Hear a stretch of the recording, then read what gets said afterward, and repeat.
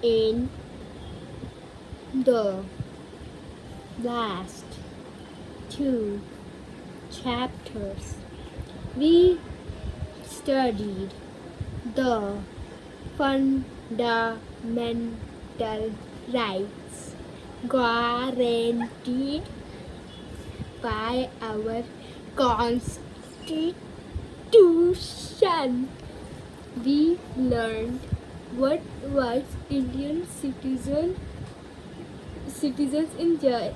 We also learned that our rights have judicial protection. We understand the importance of fundamental rights in our individual and public lives. With this background, we shall now understand what the directive principles of state policy are. Fundamental rights. Okay. Fundamental rights put restriction on the power of the government. A few such restrictions upon the statute are listed below. Statutes shall not discriminate between and among citizens on the basis of caste, religion, race, language, or etc. States shall not deny anybody equality before the law and equal protection of the law. No person shall be deprived of his life. States shall not impose any religious taxes. The Constitution has given express instructions to the state about what policies it should undertake. This is in the nature of giving directive and guidelines about how to achieve the goal in the preamble.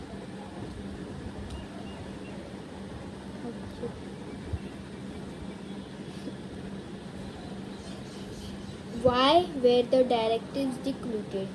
When India won independence, we faced a great challenge of establishing order and carrying out smooth administration.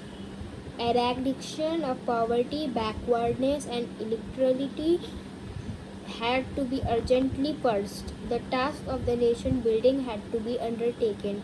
For this, new policies had to be drawn up and their implementation had to be undertaken. The goal of people's welfare had to be achieved. In short, India had to be transformed into a development and progressive nation. The Constitution has specified the subjects to which the Union and the state government should give priority to in their politics. For people's welfare, through the directive principles of state policy, each directive contains a subject for the state policy.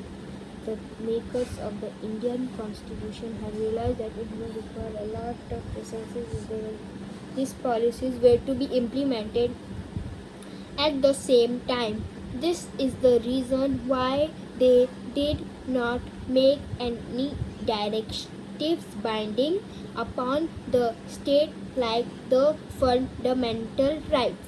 They accepted that statutes should implement them slowly and steadily. Some important directives, principle of state policy. The state should secure adequate means of livelihood to all citizens without any gender discrimination. The state should secure equal pay for equal work for both men and women. The state should secure that improvement of public health. The statute shall endeavor to protect and improve the environment and safeguard the forest and wildlife of country. The state shall protect all monuments of historic interest and national importance. Understand? The state shall promote with special care the educational and economic people, especially the scheduled castes and tribes. Next page. So the the state shall offer public assistance to citizens in cases of unemployment, old age, sickness, etc. The state shall secure a uniform civil code applicable to the entire country. Can you tell? This is a directive to ensure equal pay for equal work. Which principles and the ideals of the Constitution will be realized with this directive? Why does it happen that, in spite of doing the same work, women are paid less than men? Apart, apart from the above directives, there are others that specify what the state should do in order to bring about the welfare of the people. A few issues has been listed below. Find out the directive that is relevant in this context with the help of your teacher. For example, foreign policy, it should be the policy of the state to endeavor to secure the promotion of international peace and security. Girls' education, upbringing of children in a healthy and happy atmosphere, improve in agriculture.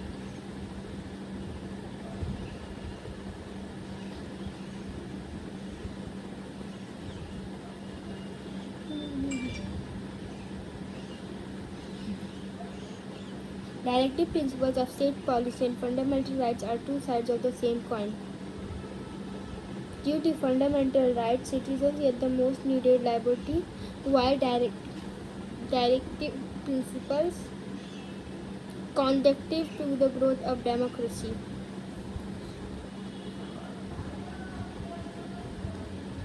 We cannot go to the courts if a directive is not implemented by the government.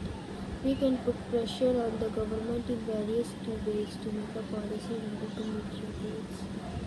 What else do you think the government should we do for students? Make a list of your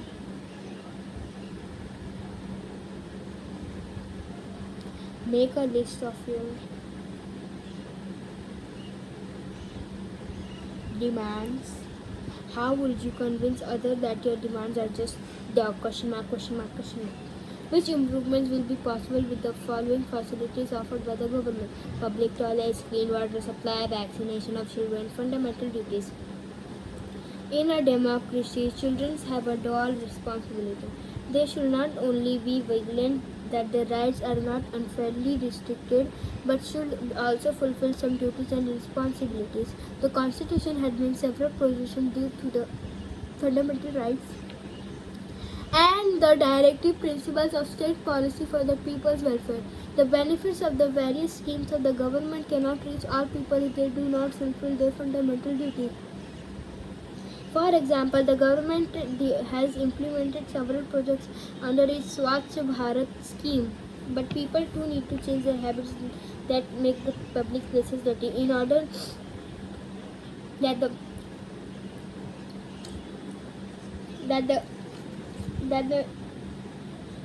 where I was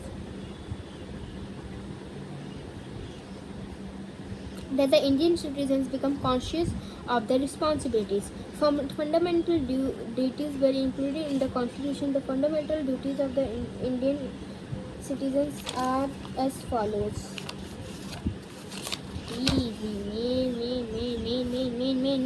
Main. To promote harmony and the spirit of the common brotherhood, transcending diversities, to renounce practice regularly the result of human, to value the preserve the research heritage of our conscious and culture, to protect and improve the natural environment, and to have compassion for living creatures. A boy scribbling on a historical sculpture, dreaming of damaging a public bus, wrangling lemon chilies, a woman emptying a garbage in the street. It's unfair. You don't have to do that in public places. It makes them dirty. And about the hanging lemon chilies, it's just a like aggression. And about the damaging of a school, it's just to wait for. You shouldn't do that. It's very rude. Rude. The river in our village does not look like a river at all. What an amount of plastic waste. Even if anybody tells me I will never throw any waste in the river. This is alright, but what about those defining sounds? People just don't seem to realize these things while celebrating for them. It is our duty to protect the resources of public property of country. We should also be instant in our see, you should do that even if the children they're still caring about the and when you like go to festival just don't put any waste anywhere, okay? So what are the following ways? Let us start by step. Let us make a few resolutions. Let us tell all the boys and girls to go to school, but even if they're broke, let them go to school. Let us be proud of our country, yes, of course. Let us participate in the festival of India differently. Yeah, you can do that, but don't dump creatures. Let us celebrate them by avoiding pollution of the environment. Yeah, that's what I'm talking about. Let us use public facilities properly and take. Yeah. Even if there's no good water, get some good water. Let us perform all the tasks that we have undertaken honestly, always striving for excellence. Yeah. What do you think? Girls and boys between the ages of 16 and 14 got the right to education. All the girls in the same group should be in school. Yet many girls and boys are not able to go to school because of many reasons. They have to work hard to help them earn a living for this. Do you think that is unfair to such children that it should be them to go to the school? At the beginning of the civics section, we got introduced back to the goals and the characteristics of the Indian Constitution. We also conditioned the rights of the Indian citizens and the legal protection warranted to the rights. By protecting the Constitution, we understand the directive principles of state policy and the fundamental duties of Indian citizens. Next year, we should study the administration of the country. Jai Bharat.